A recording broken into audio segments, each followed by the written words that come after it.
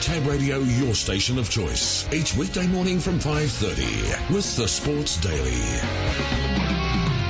Tyler Cortland and Digby Beecham with you. Josh Brown, be a fan of him as well? Oh, yeah, we can ask him. Is he on the line? He's on the line. Josh, good morning. TC, Diggers, how are we? We're okay. How are you? You sound good.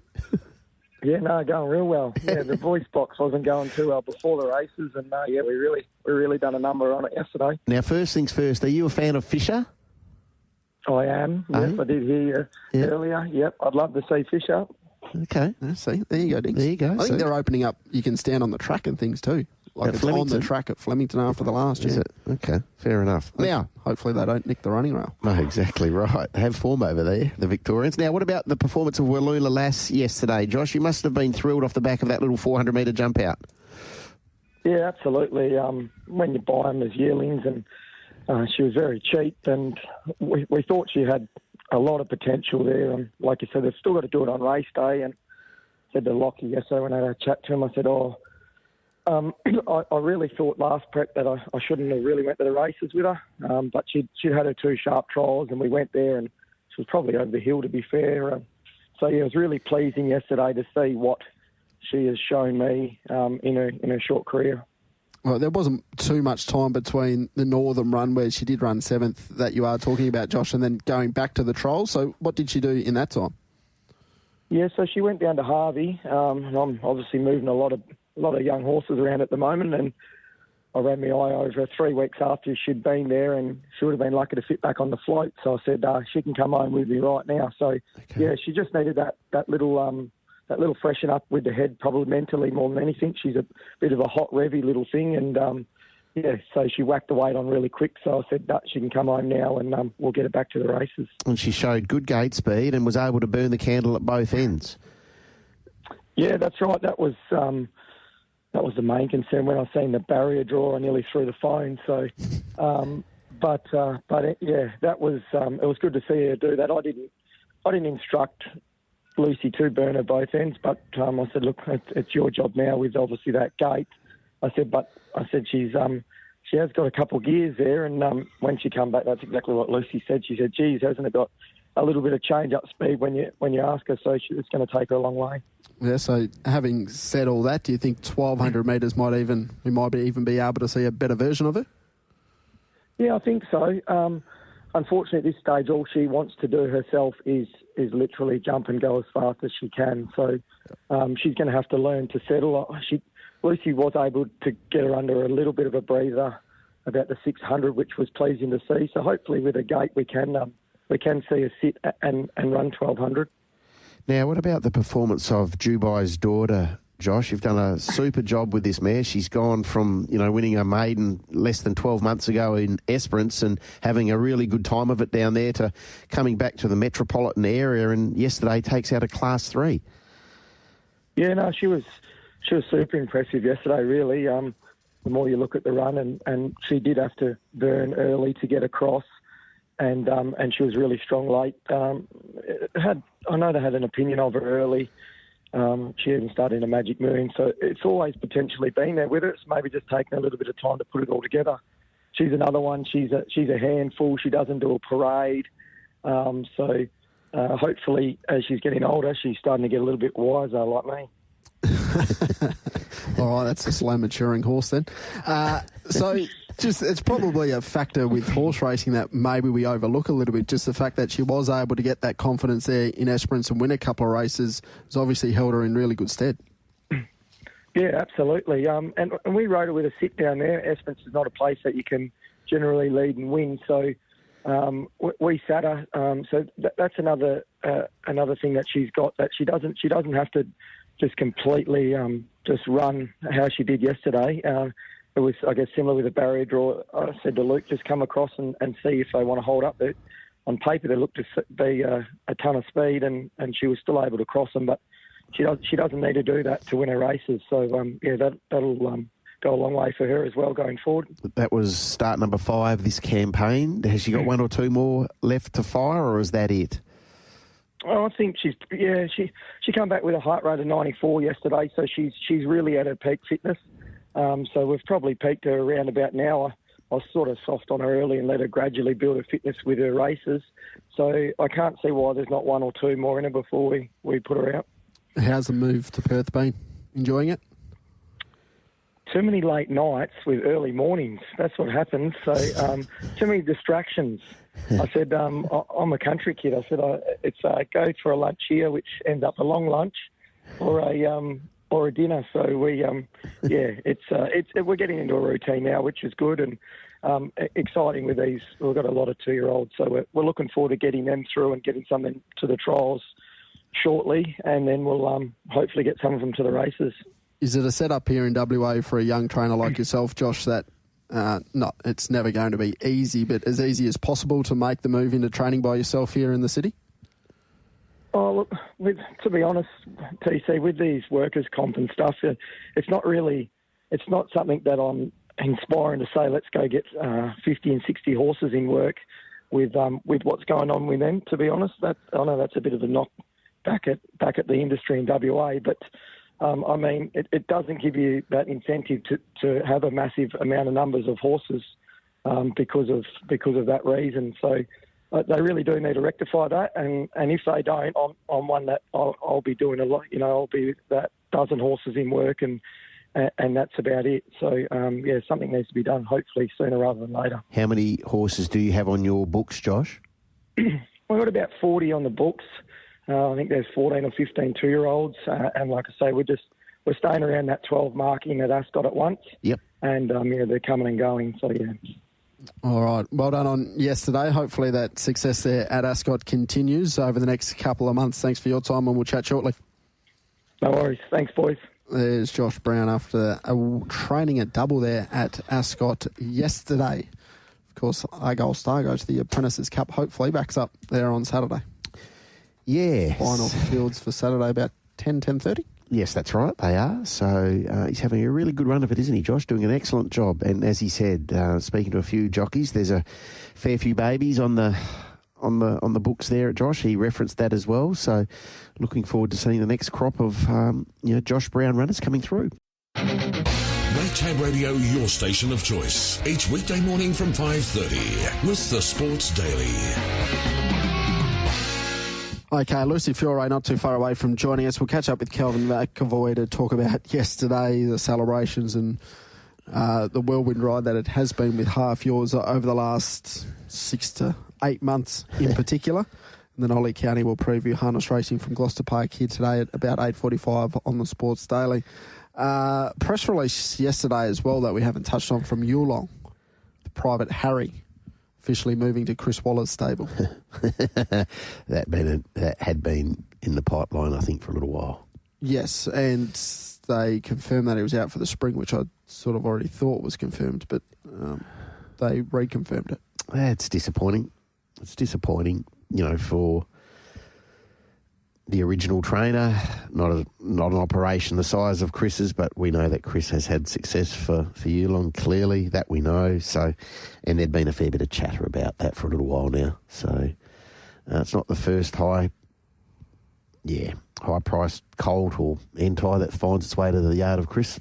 No, they were able to find a little bit of an issue with Private Harry, nothing serious, but probably in a good way, because the fact that he wasn't able to race up to his best, the fact that there was something not quite right with him, you can take solace into the autumn that hopefully he can come back to his best. And he was certainly touted as one that might be able to jump up through the grades and carry the flag of Australian sprinting, where we probably, now I'm not sure we need the flag bearer. We might have seen him on Saturday in the Coolmore.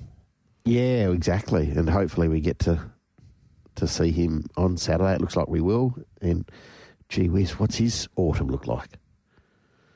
Well, it might be the last time we see him. Yeah. Or does he go to a TJ as a 3-year-old, or what do you do? Because, but if he happens to win on Saturday, 2 Group 1s in the space of 7 days, as a colt, son of Street Boss, we're talking about 10 Tyrus here, boy oh boy, write your own ticket. Yeah. Stud-wise, gee whiz.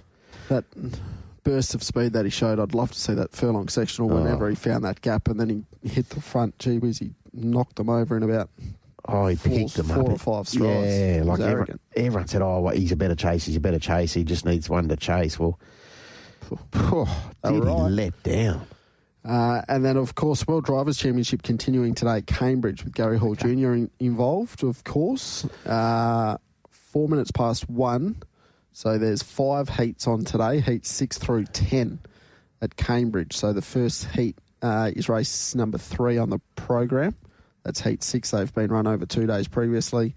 4 minutes past 1 WA time. Okay. So that'll tie in not too badly with the Gloucester Park meeting. Yes. Agree. And Ollie County will be joining us just after 8:30. Absolutely, 8:45. We'll catch up with Kelvin McAvoy as well. Lucy Fiore not too far away. She was just jumping on the last one to work. Never stops, unfortunately, for the jockey. She had a nice day yesterday taking out a feature race, but back on the tools nice and quickly. We'll go to the Retrovision text line, 0427 789 571.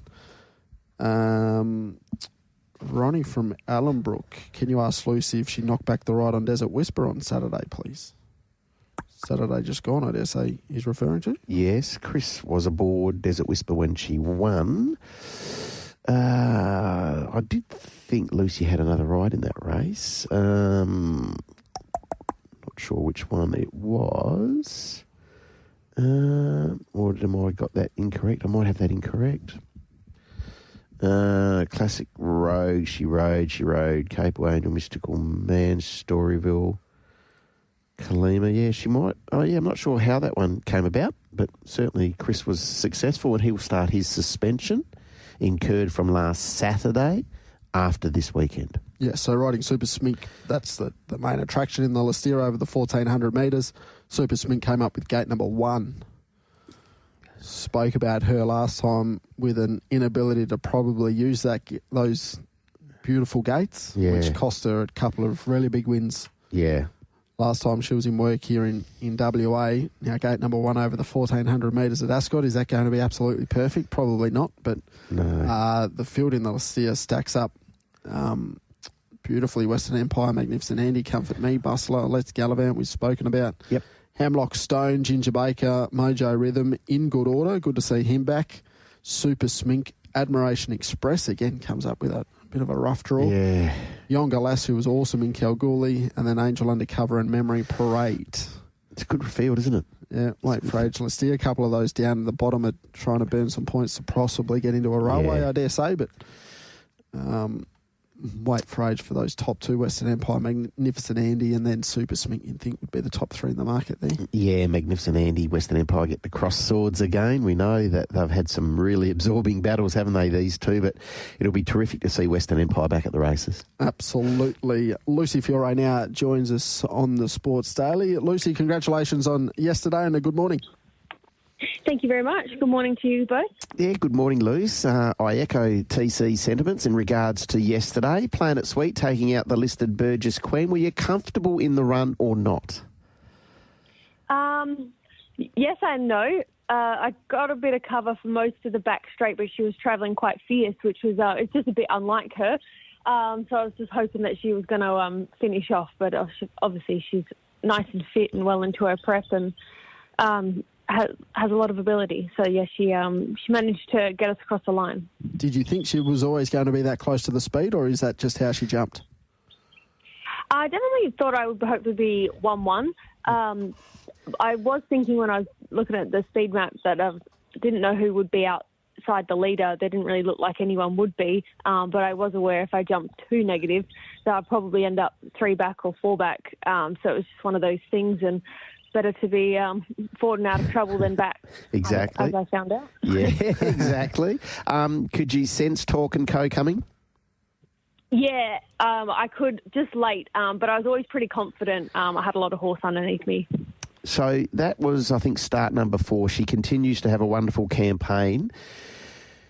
The mile or the 1,200, what's going to be her best option going forward, do you think, Luce?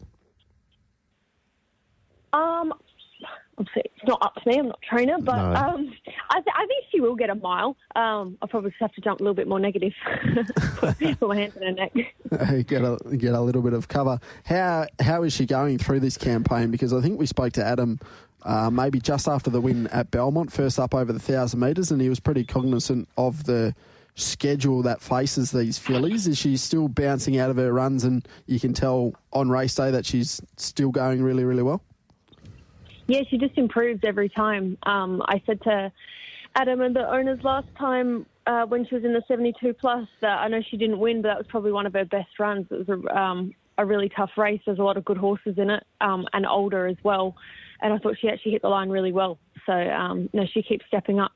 That she does, and she's got an excellent racing profile as well, Luce. I know you said maybe if she does go to the mile, you be a little bit more neutral on her out of the gates, but she can hold a spot and race well and kick off that, that position that she holds in the front half of a field. Yeah, she's really user-friendly. She's, like I said before, she's got a lot of ability, and she kind of generally does whatever you ask. Yesterday, she was just taking control. Absolutely. What did you make of the other winner on the day, Walloona Lass? We did speak to Josh Brown a little bit earlier on in the program, and he was really pleased with the win. Do you share that happiness?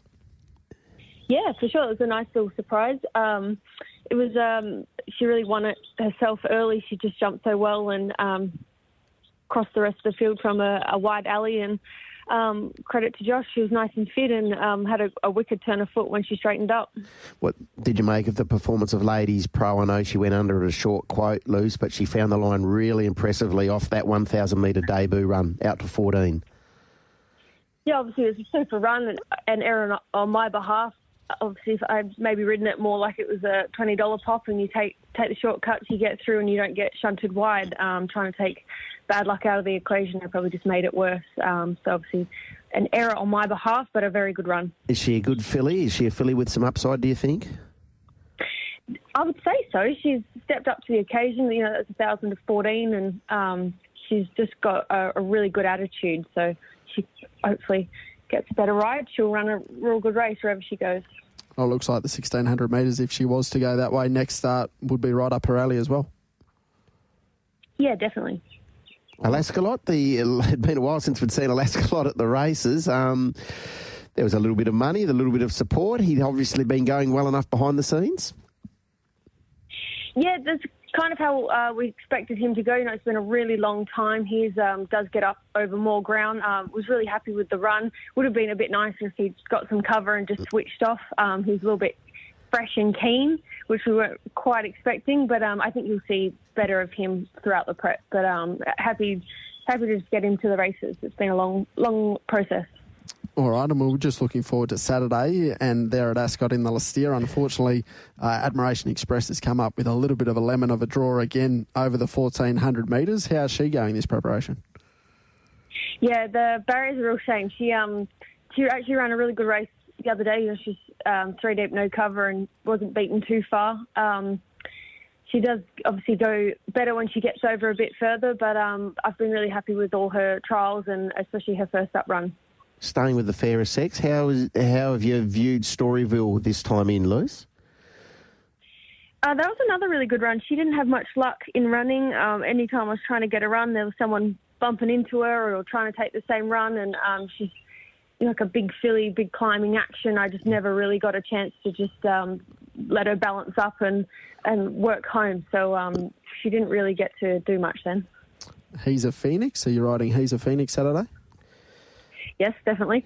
How's it going? Would be disappointed if I wasn't. Exactly. Talk to the owner. How's he going? Yeah, his trial was good. I think I'm very excited for him to see what he's capable of. But I was very happy with him, and I think Mitch said his work has been good. So yeah, that's good. Do you think he's up to that level? Maybe. So you don't know till you're there. Yep. He obviously didn't beat too much last start, but he beat them really well. So we should only see how he progresses.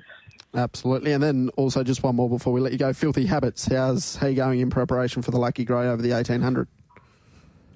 Yeah, good. I'd say he'll maybe take a run or two every every time he goes around, he runs a bottler. But this is new rating. He's up against a lot faster horses than he would ever race against early on. But he's honest, and Brand should have him nice and fit, and we'll see how he goes. Again, congratulations on yesterday, Luce. Thanks so much for your time this morning. Yeah, thank you guys. Thanks for having me on.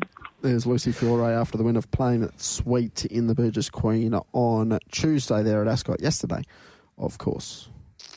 What would you do with her? I think you'd go to the mile. 16? Yep. Yep. Especially now after what we've heard from Dan Pearce, that Talking Co might not be there. Yeah, it's a fair point. And what would you switch Snitzelate back to the Placid Arc? Yeah, probably. Give you a couple of separate bullets to fire if you add them. Yeah, well, if you haven't gone up to the 1,400 metres there of a Burgess Queen, getting up to the Champion Fillies in 1,600, that's going to be a tough task. Yeah, you would think so, wouldn't you? So maybe Planet Sweet goes to the mile for the girls, and we get to see Snitzelate in the Placid Arc Stakes. What's the market there in the Placid Arc Stakes, TC? Do you have that there for Tab Touch? That'll be somewhere if I go into the futures. Here it is. Yep, go. Luana Miss 350, Twisted Steel 6, Snitzelate 7, $9 for Elite Bow and Yes Queen. Talk and Co, 10. Well, you can rule that out. She won't be going there. Our Girl can run 11, as is Playing It Sweet. Mardusa 13. We'll get to see Mardusa in the Faritha on Saturday. I think after the Faritha will go to the Guineas, it looks like. So, Luana Miss, understandably, I would have thought, heads up the market at $3.50. Yeah. And if you're Playing It Sweet, the Champion Fillies looks probably, with all due respect, a more winnable race. Then the Placid Arc? I think it's deeper, that field, than what she would probably face in a Champion Fillies. I'd agree with that. But having said that, Pure Excess was very unlucky, and I dare say she'll have her admirers heading up to the 1,600 metres next start. Very true. All right, so we've touched on a couple of those with Lucy that she'll ride in those features. So the Faritha, we've got King of Light, Country God, Medusa, Rockfest, My Authorita. Again, comes up with Barry at 14, My Authorita. He's a Phoenix, excited to see him back at the races as well. Ruben Sealing, Statewide, Sometime Lucky, Delta Sun, Your Love Child. Yeah. Heaven Specified, Testy Pharaoh, Radiant Light, Streamlined, a little bit of X Factor. No rider named on Refem, no Angel at this stage. My Authorita will go to another race on the day, as will Ruben Sealing. We had a good chat to Ryan Hill yesterday. He indicated as much, and My Authorita, if I'm not mistaken, I think I've seen Chris named on him in another race on the day. But in saying that, it's a really good Faritha. We get to see the nominal WA Guineas favourite in King of Light, who was brilliant upon his return, wasn't he? Absolutely brilliant. Yeah, all right. Came up with Barry number. Came up with the widest draw as well in a graduation, 1,600 metres, My Authority. But the late sectionals went first up after a really good trial were very, very good. So we'll see how we go there. We'll get out to the traffic nice and early, and then on the other side we'll catch up with Calvin McAvoy for probably his 85th interview this morning after winning the Melbourne Cup there yesterday.